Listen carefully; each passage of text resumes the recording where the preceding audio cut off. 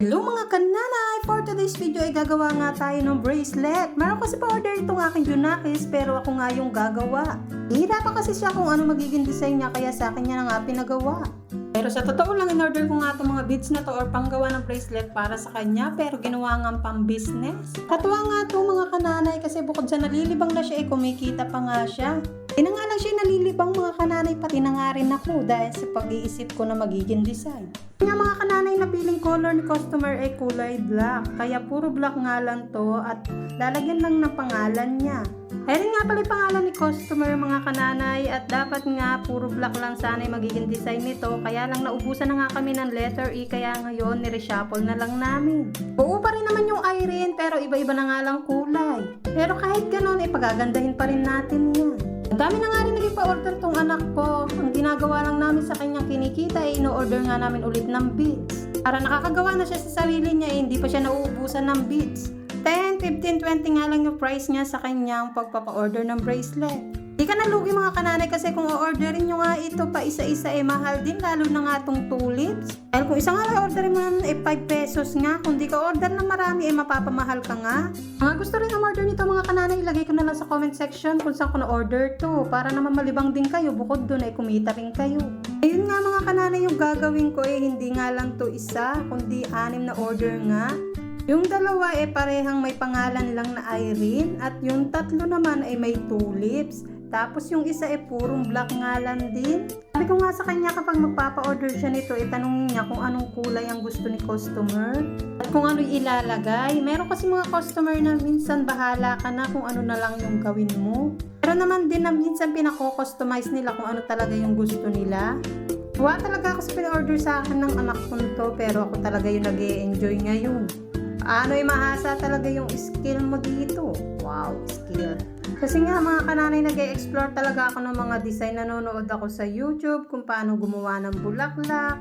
Hanggang may matututunan ka lalo na sa pagdidesign mga kananay. Pa naman yung isa sa mga hilig ko yung pagdidesign mga kananay kaya yan medyo bumalik tayo sa pagkabata. Ang tali nga namin dyan mga kananay, rubberized pala yan kaya naman talagang lumulunggang siya. Kung medyo masikip yung nagawa ko pipit pa rin sa'yo dahil nga garterized siya. Tapos kung mapapansin nyo nga sa akin ko din sinukat kasi nga daw kasize ko si customer. Di sa katawan na mga kananay dahil mas malaki nga ako kay customer. Sa kamay nga lang kami halos magka-size kaya sa akin ko na sinukat.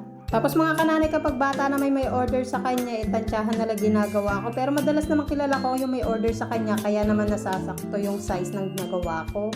Marami nga ako yung gumawa mga kananay kaysa sa anak ko. Pero minsan may pumupunta din dito tapos silang dalawa yung gagawa. Minsan may pupunta rin na ibibigay na lang ng anak ko yung beads niya tapos si customer na nga yung gagawa. Babantayan na lang ng anak ko. Kakatuwa nga mga kananay dahil marami pa rin palang may gusto sa ganitong bracelet yung nailalagay yung pangalan mo. Dati kasi nung high school kami ganito rin yung uso. Kasi ngayon nga may anak na ako meron pa rin palang ganito tapos marami pa rin palang nahihilig sa ganitong bracelet.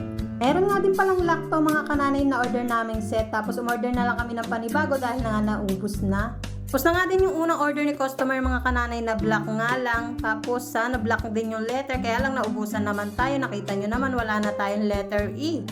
Kahit ganun mga kananay bumagay naman yung ating nilagay at ang importante buo naman yung kanyang pangalan na Irene. Next na ulit tayo sa isa niya pang order mga kananay. Nagtitingin na nga ako kung ano yung isasama ko sa color black at nakita ko nga itong violet mukhang bagay naman sa black para maiba naman.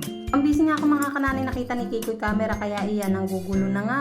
Tapos binalik ko na nga rin to sobra sa aking pinagpilian at eto nga yung aking napili mga kananay kaya iyan gagawa na tayo ng panibagong bracelet.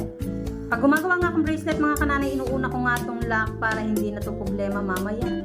Kung mapapansin nyo nga mga kananay, medyo seryoso face tayo dyan kasi nag-iisip na nga ako kung ano pang magiging color combination na maganda para sa iba pang order na bracelet. Wala kasing binigay na idea si customer kundi gusto niya lang may tulips. Kaya ako nang bahala sa magiging design niya. Fast forward na nga tayo mga kananay, eto na nga yung aking mga natapos. Sobra nga yan mga kananay, yung iba kasi experiment design ko na lang. Yan lang muna mga kananay.